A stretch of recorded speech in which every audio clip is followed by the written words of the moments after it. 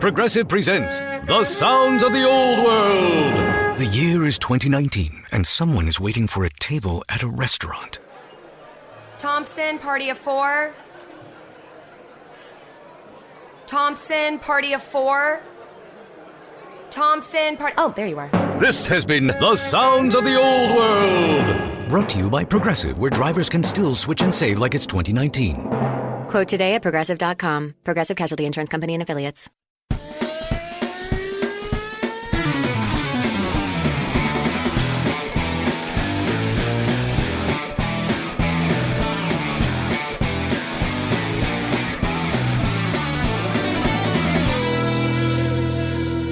Hey guys, hello and welcome to this week's episode of the Inside Line Formula One podcast. So guys, the Monaco Grand Prix, it always starts a day early. And you know what, Kunal, I really like that because it feels like my dose of Formula One action is coming to me a day earlier in the week, so I have to wait less. Absolutely, and the day early start in Monaco also means that we got the chance to record this episode right after the free practice sessions. And about the free practice sessions, I personally feel that Ferrari are now too embarrassed to end up being on the top of the timing sheets because, you know, they have been ridiculed just so much for topping the timing sheets on Friday only to lose everything by Sunday. Yeah, it's almost like they were peaking too early. But Kunal, come to think of it, Ferrari didn't top the Friday World Championship timing sheets in Barcelona, the race and in the test that followed after. And also in Monaco, you know, they were way off the pace in the free practice sessions. But look out for Max Verstappen and Red Bull Racing. They are absolutely over-delivering in 2019.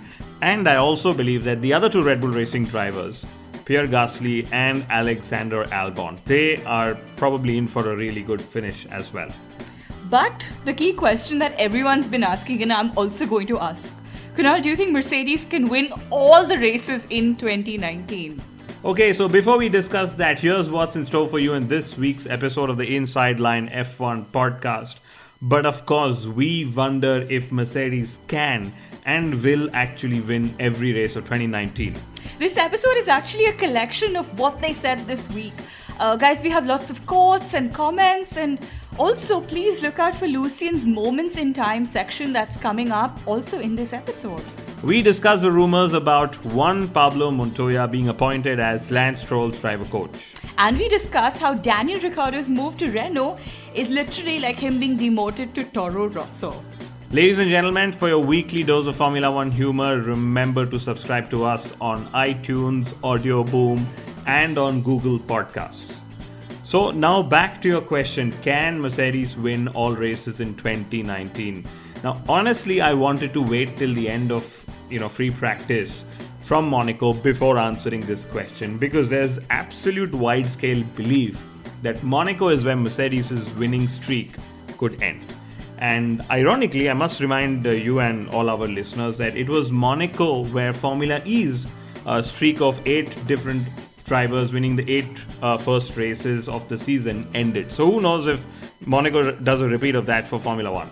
Yeah, but honestly, apart from Max Verstappen, who I think, Kunal, he has an outside chance, I would say.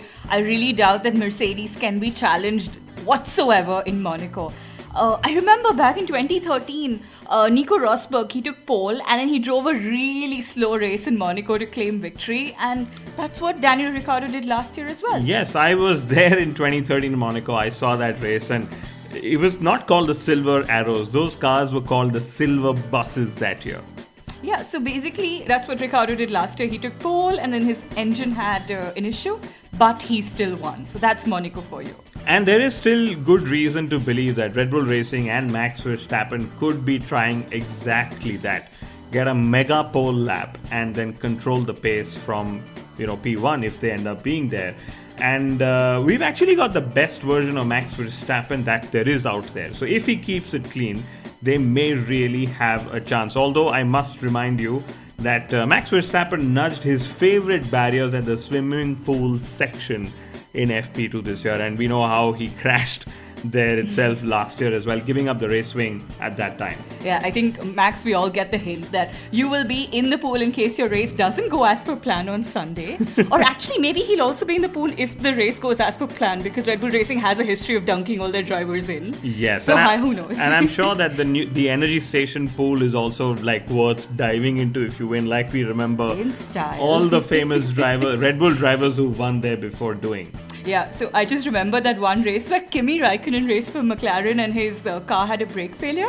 And then he went straight into one of the yachts to get the party started. And since we are talking of the yesteryears, I'm also reminded of the 2012 Formula One season. We had 7 different winners winning the first 7 races of the season. My God, that's like this distant dream for Formula One. Kunal, I wonder if we'll ever go back to those days. Well, in our last episode, we spoke of a protest against Formula One. In Monaco, a taxi drivers union is protesting. Now, I would like to completely deny that we have any hand whatsoever in that protest. Kunal, we were encouraging our fans to protest last episode, so really, I hope we're not involved. But honestly, for Monaco, Formula One is doing something quite interesting. So they ran a promotion urging fans to use social media to send their favorite drivers a motivational message. And I remember from the last few years, these messages will be printed on a board and then they'll be held in front of the driver's car on the start grid. The key question for me actually is whether we'll have grid girls or grid boys holding these printed boards. Good question. Well, okay, they're actually now called promotional girls or promotional boys. So I don't know which gender or a mix of both the genders it'll be, but given that there is almost no engagement in a Formula One race after the start and that the races in Monaco have a higher probability of it being boring, I can understand why Formula One is going out of its way to engage with fans using social media. But guys, the start of the week of the Monaco Grand Prix brought in some really sad news for all of us.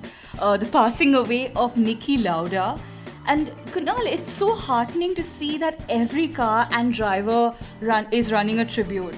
Because honestly, for me, and I think many of our listeners out there, Niki Lauda was the real life star of Rush. What a legend. And of Formula One, because I remember I had a very brief interaction with Niki Lauda himself at the 2013 Indian Grand Prix.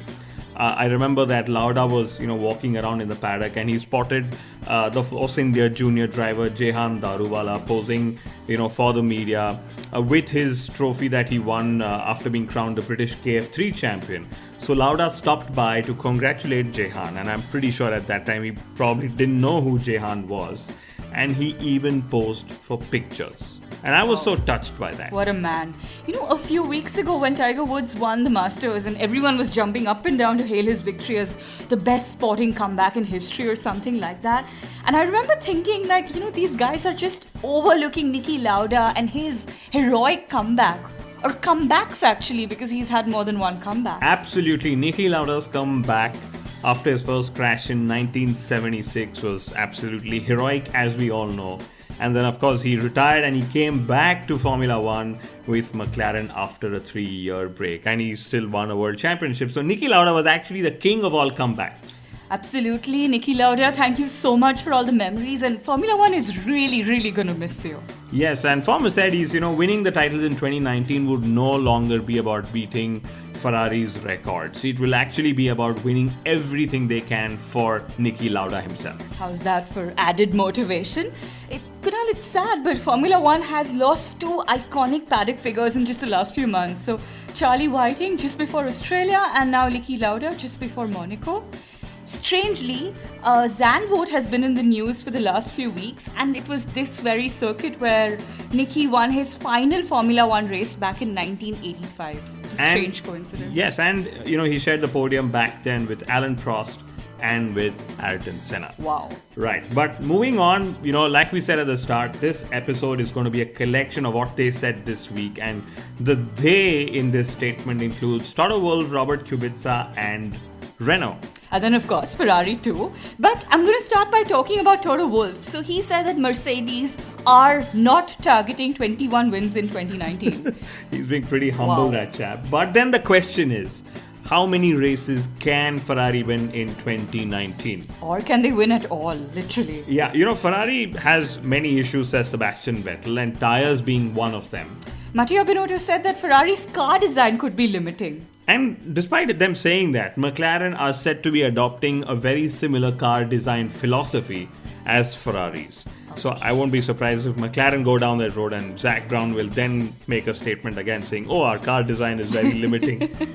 But Helmut Marko is pretty certain that Ferrari will slip down further in the rankings. Let's just see if that comes true and how much further down can they go. I'm very curious to see if Ferrari will use team orders in Monaco too. Because 4 out of the last 5 races this season, the team has used team orders. And Monaco is Charles Leclerc's home Grand Prix. So let's hope that they behave nicely with him. Mark Webber said that Ferrari should give up on the 2019 Formula One season campaign and focus on 2020 if they aren't beating Mercedes by Canada. Well, that's basically the race after Monaco. So, wow, yes, very close. Binotto said that Ferrari is considering participating in esports and Netflix. I really wonder why Kunal Ferrari is just so slow in their goddamn decision making. Just so slow everywhere, and honestly, the participation in the Netflix show is a no-brainer. Like every team, every driver, including the marshals, including the FI, including Formula One, should all be a part of the show and, be a part of the storytelling. But I just remember reading the news that Eddie Irvine's Ferrari was stolen by a potential buyer while it was out on a test drive. Now, okay, I know that Irvine wasn't like the current owner. He had sold the car and it was further being sold.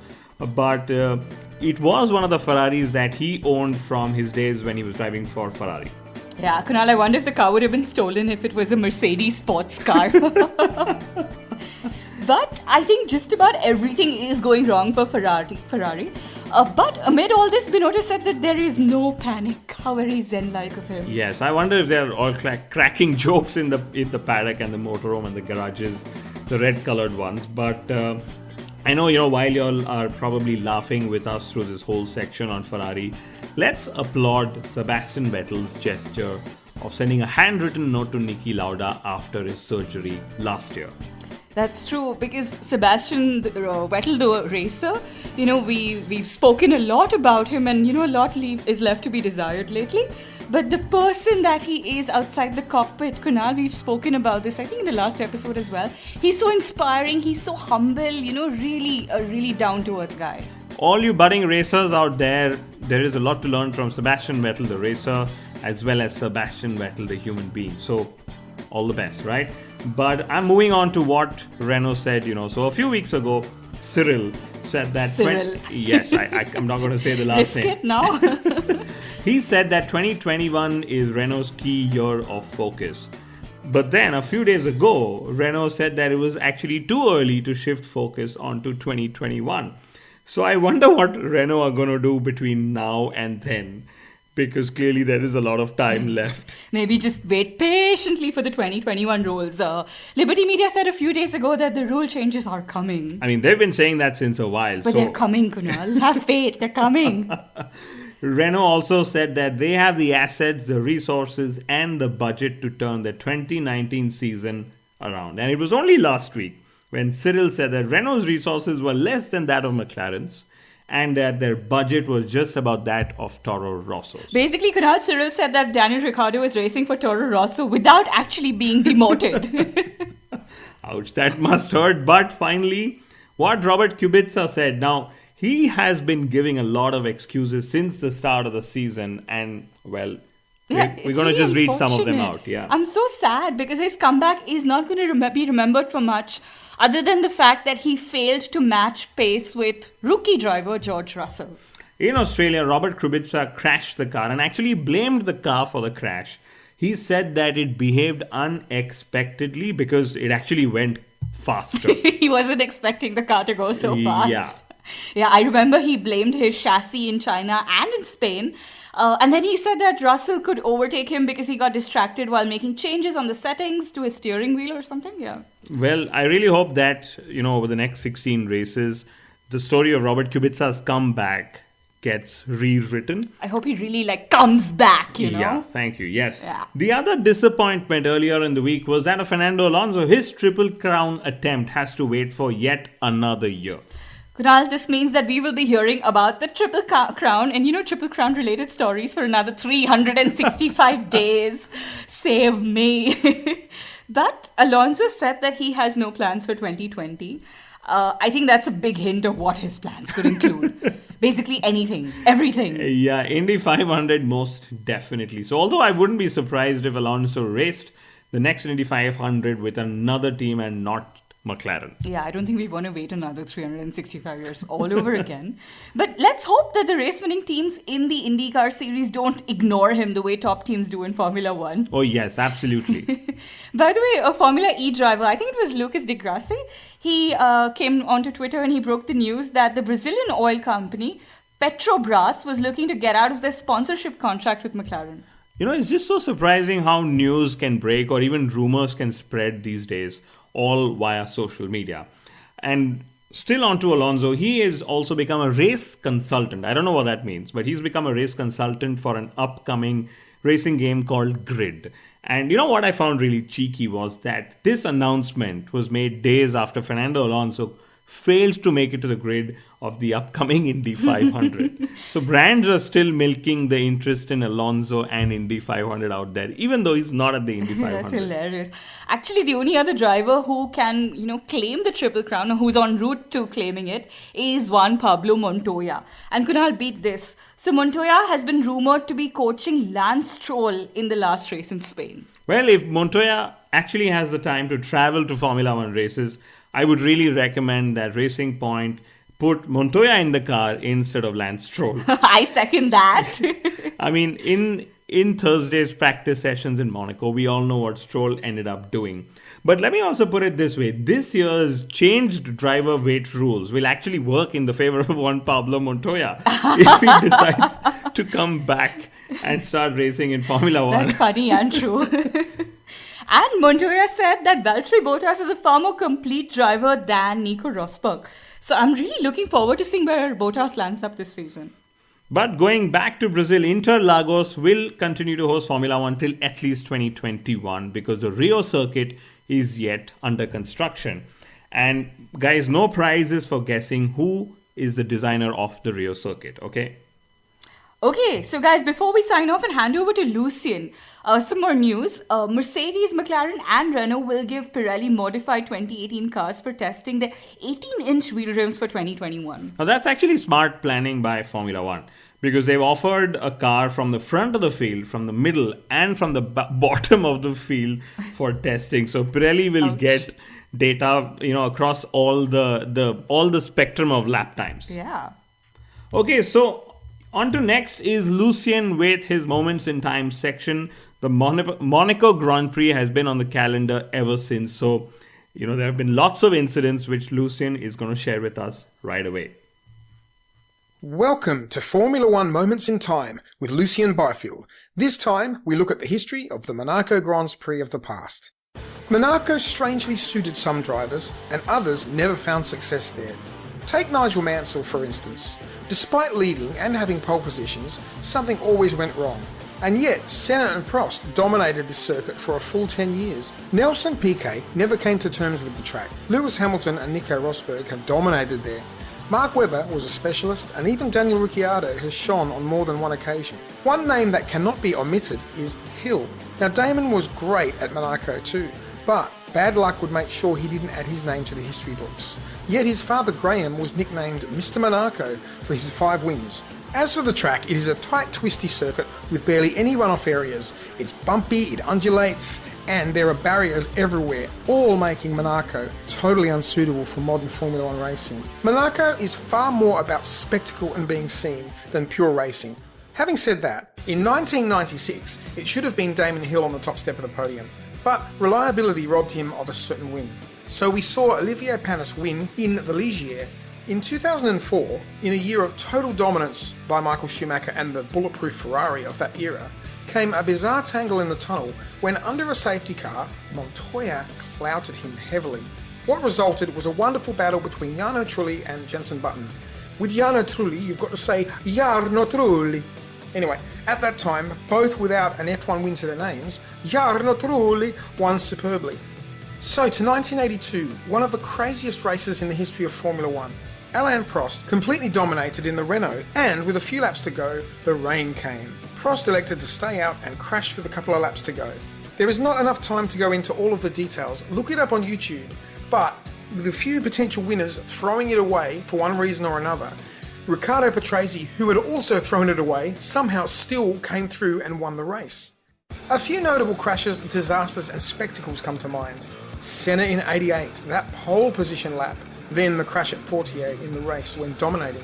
How about Alex Wurz, tangling and passing Michael Schumacher in 98 in the Grand Hotel hairpin? What about Kimi Raikkonen fishtailing and taking out Adrian Sutil? Kimi didn't give a excuse me.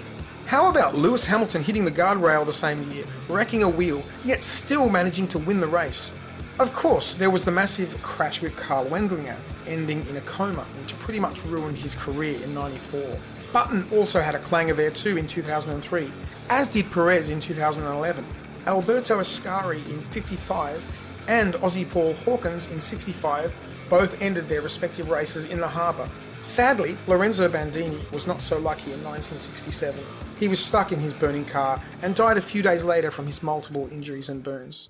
Possibly the most famous race there in its history is the 1984 race.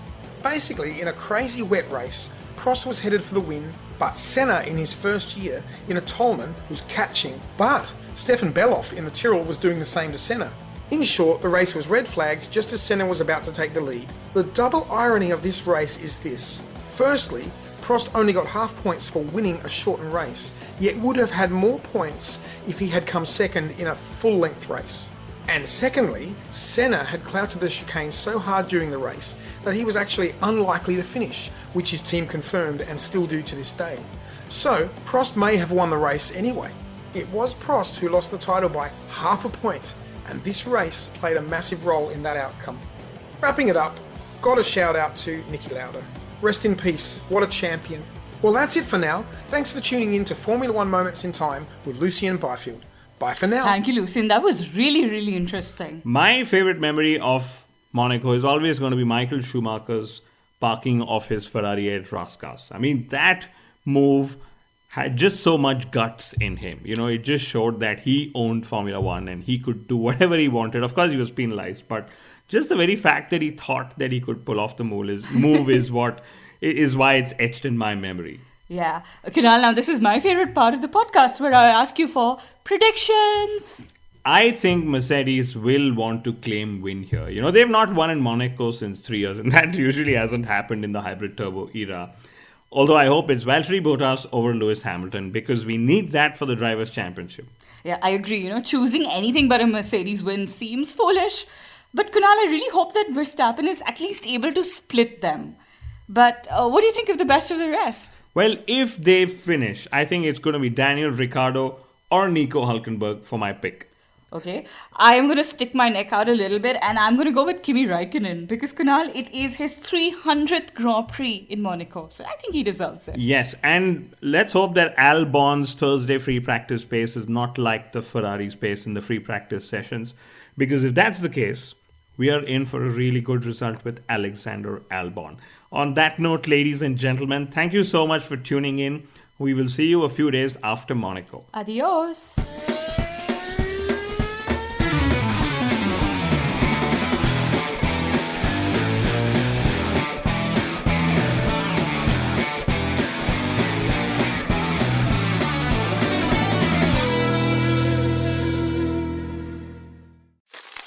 Me, but also you.